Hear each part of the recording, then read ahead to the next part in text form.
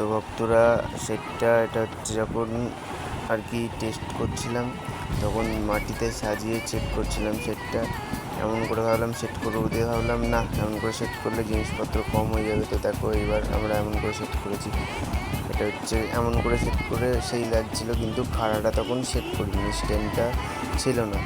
তো যাই হোক, খাড়াটা না দিলে ভালো লাগছিলো না। তো চলো এবার খাড়া স্ট্যান্ডটা বেঁধেছি।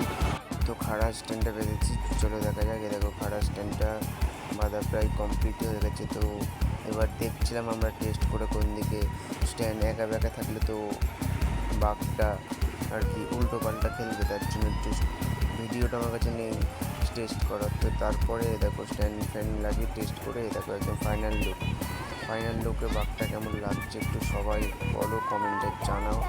লং ভিডিও হচ্ছে তো, যাই হোক বাঘটা কেমন লাগছে, কালার কেমন লাগছে, খাড়াটা কেমন লাগছে এবং বাঘটা পুরোটা কেমন লাগছে, এটা কেমন হয়েছে সেটা